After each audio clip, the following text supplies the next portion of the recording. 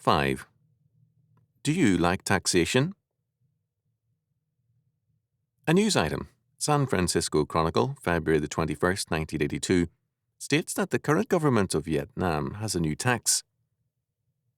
A fine is levied against the estate of anyone who commits suicide. The technical charge is desertion. The attitude of the Vietnam government is that it is the duty of the people to stay alive to pay taxes.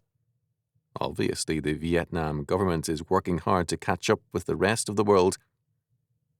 There is hardly a corner of God's earth where men are not taxed every time they turn around. Here in the United States, we give the parents of every newborn baby a tax deduction. Not much, but still something. After all, that baby, once he or she begins to work, will spend most of a lifetime paying taxes.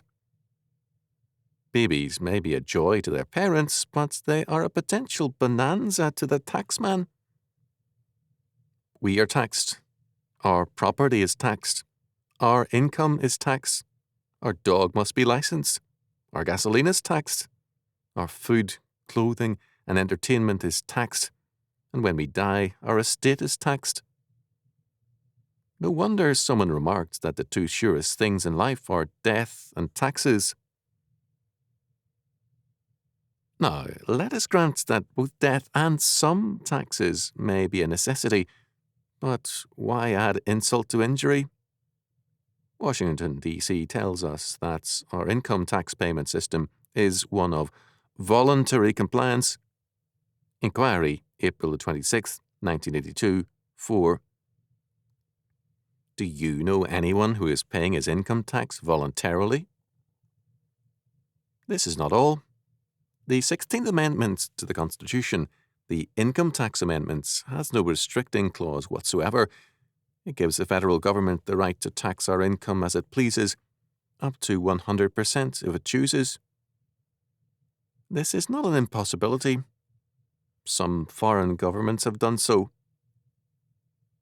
By taxing incomes up to 120%, they have liquidated wealth and estates.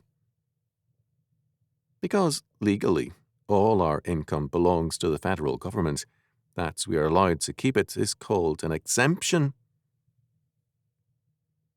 Remember, the Internal Revenue Service did not do this. Congress did, and you and I elect Congress. The fault, in other words, lies in us. We are electing men for the wrong reasons, and we are not responsible electors. We are getting more and more taxation because we are demanding more and more benefits from the states and federal governments. Any benefits we get, we must pay for, individually or collectively, and collective payments are the most deadly when they fall due.